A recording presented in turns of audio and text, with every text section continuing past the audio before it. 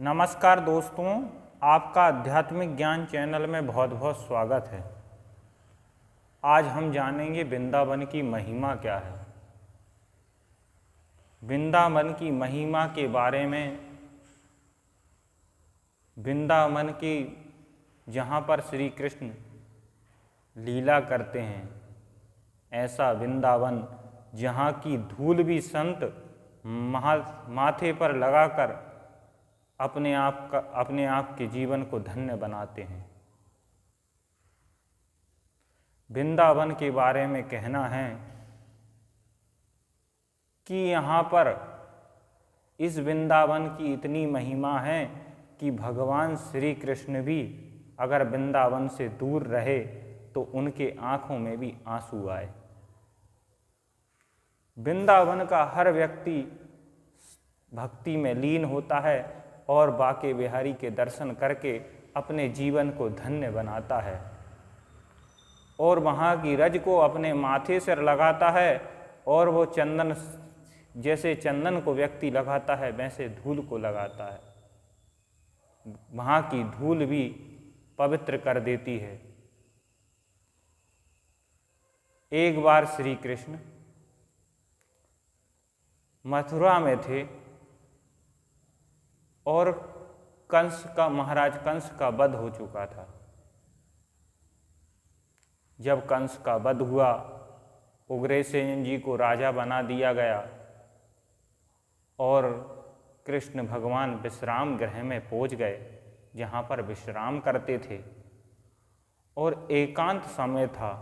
अचानक भगवान को वृंदावन की याद आ जाती है। जब भगवान को वृंदावन की याद आई तो आँखों में से आंसू आने लगे, रोने लगे कन्हैया और वृंदावन की याद कर रहे हैं। उनका एक मित्र था जिसका नाम था उद्धव। उद्धव जी आए और उन्होंने कृष्ण भगवान को देखा तो क्या देख रहे हैं वो कि भगवान तो रो रहे हैं। अरे कन्हैया, तुम्हारे आँख में आंसू। कन्हैया ने कहा, हाँ आंसू, ये तो प्रेम के आंसू है। अरे तुम प्रेम कब से करने लगे? उद्धो, ये वृंदावन को मैं भूल नहीं पाता हूँ। वहाँ के लोग मुझे याद करते हैं। वहाँ गोपियाँ रात दिन मेरा नाम रटती रहती हैं। यशोदा मैया, ये सब मेरी याद करते हैं। तो उद्धव ने कहा, अरे कन्हैया, तुम क्यों रो रहे हो? तुम तो भगवान हो और भगवान सुख दुख से परे होता है। कन्हैया ने कहा, उद्धव तुम नहीं समझ पाओगे ये सारी चीज़ें। तो उद्धव बोला, पर मैं एक घड़ी समझ पाऊँ, पर वृंदावन के लोगों को कौन समझाए। उद्धव जी कहने लगे, अरे कन्हैया, ये तेरा मित्र है ना, वृंदावन जाएगा और उनको समझाएगा, ऐसा अध्यात्म ज्ञान देगा कि वो लोग तेरी पूजा करेंगे, तेरे को याद करके रोएंगे नहीं, सुख दुख से परे हो जाएंगे। कन्हैया ने सोचा कि उद्धव को अपने ज्ञान का घमंड आ गया। कन्हैया ने कहा, उद्धव तुम ही जाओ, तुम ही समझा सकते हो। उद्धव बड़े खुश मथुरा को जाने लगे। कन्हैया ने एक पत्र लिखा और पत्र उद्धव जी को दे दिया। अब उद्धव वृंदावन की ओर निकले, वृंदावन जाने लगे। जब वृंदावन उद्धव जाने लगे तो उद्धव कृष्ण जैसे थोड़े दिखते थे। तो गोपियों ने सोचा कृष्ण भगवान आए हैं, पर किसी गोपी ने कहा, अरे ये कान्हा नहीं है, ये तो उद्धव जी हैं जो कृष्ण का संदेश लेके आए हैं। सारी गोपी दौड़ी और कभी एक गोपी उद्धव जी को इधर खींचती है, दूसरी गोपी इधर खींचती है। ऊधो का पत्र छीन लिया और कहा, ऊधो बताओ, कान्हा ने मेरे बारे में कुछ लिखा है? कान्हा ने मेरे बारे में कुछ लिखा है क्या? ऊधा जी ने बोला, ये किसी के बारे में नहीं लिखा। कन्हैया ने किसी के बारे में लिखा। एक गोपी ने छीना, एक पत्र का टुकड़ा लेकर भाग गई और उसको गले से लगाती है कान्हा जी को समझकर। ऊधो परेशान हो गए, ये तो बड़ा विचित्र चीज है। अरे गोपियां, अज्ञानता मत करो। उसने तुम्हारे लिए ये पत्र नहीं लिखा है, उसने तो ये लिखा कि गोपियां मेरे को भूल जा। गोपियां कहने लगी, कोई भूलने की चीज है ऊधो? बोले वो ऊधो कहने लगे, गोपियां वो भगवान श्री कृष्ण हैं, वो आपके नहीं हैं, वो जगत के हैं। बोले जगत के हैं? बोले हाँ ठीक है, उससे मन हटा लो, उसको भूल जाओ। तो उद्धव से गोपियाँ कहती हैं, तुम मन की बात कर रहे हो उद्धव, बताओ मन कितने होते हैं? उद्धव ने कहा, एक। जब मन एक होता है तो उसको कैसे दूसरे में लगा लें, कैसे प्रभु के चरणों में लगा लें? अरे एक मन हो है तो वो तो कन्हैया ने चुरा ले गया। अब हम किसके प्रति मन लगाएं? ऊधो ने कहा, वेद पढ़ो, वेद पढ़ो, पुराण पढ़ो, उससे ज्ञान वैराग्य होगा, तुम्हें सुख दुख का एहसास नहीं होगा। ऊधो ने कहा, गोपियों ने कहा, ये उद्धव, हमें तुम्हारे ज्ञान की बात नहीं समझ में आती। गोपी कहने लगी, ये तो प्रेम की बात है उद्धव, बंदगी तेरे बस की नहीं है। यहाँ सर दे के होते हैं सादे, आशिका इतनी सस्ती नहीं है। उद्धव जी, ये तो प्रेम की बात है, तुम नहीं जान पाओगे, तुम समझ नहीं पाओगे। अरे तुम पूजा पाठ पुराणों की बात करते हो, तुमको पता है उद्धव, हमारे तन में है कृष्ण, हमारे मन में है कृष्ण, हमारे रोम रोम में कृष्ण बसा हुआ है। हम किसी के बारे में सोच ही नहीं सकते। इतने में से एक पानी की धारा बह रही थी। उद्धव ने कहा, ये पानी की धारा कैसे बह रही है? गोपिया कहती है, उद्धव तुम जानते नहीं हो,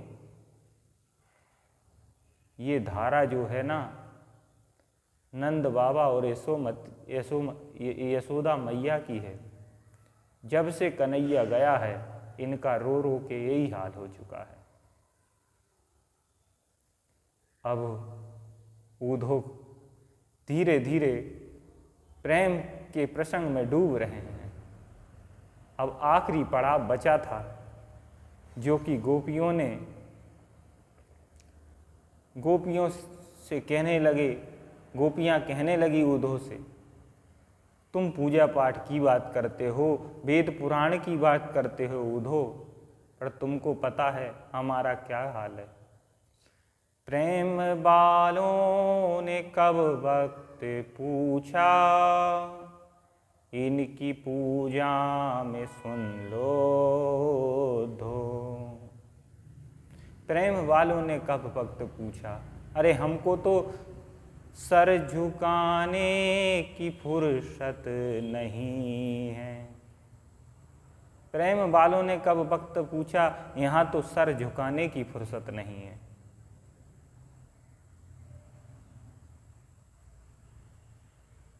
जिनकी नजरों में मोहन प्यारे, वो नजर फिर तरसती नहीं है।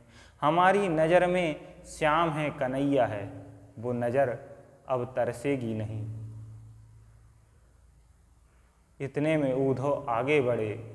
आगे क्या देखते हैं एक छोटी सी बाग सी एक मंदिर बना हुआ है।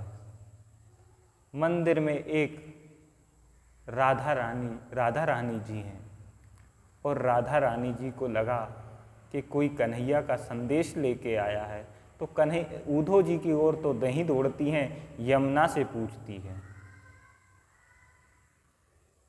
यमुना तूने कन्हैया देखा है क्या? अरे अभी अभी तो यहीं था, कहाँ चला गया?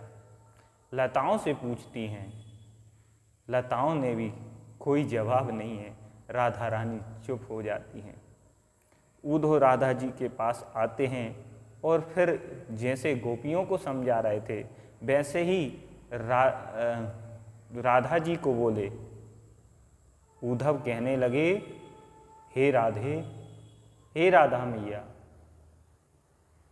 आप तो जानते हो कन्हैया आपका नहीं है, वो तो सबका है, उसके ऊपर सबका अधिकार है। राधे ने कहा, हाँ मैं मानती हूँ उसके ऊपर सबका अधिकार है, तो आप उसकी विरह पीड़ा क्यों भोग रहे हो? उसको भूल जाओ। राधा रानी हंसने लगी। यही भक्ति है, यही वृंदावन की महिमा है। राधे रानी हंसने लगी। उद्धव कहने लगा, ये कौन सी बात है, आप हंस क्यों रहे? अरे भूलो किसको, जो अलग हो। कन्हैया तो हमारे पास में है, उसको भूला कैसे जा सकता है? उद्धव बोलने लगे कि कन्हैया आपके पास है, अभी अभी तो मैं संदेश लेके आ रहा हूं उसका। उद्धव, ये तुम्हारे बस की बात नहीं है, ये तो प्रेम की बात है उद्धव, बंदगी तेरे बस की नहीं है। ये प्रेम की बात है उद्धव, तुम नहीं समझ पाओगे। इतने में कन्हैया प्रकट होते हैं।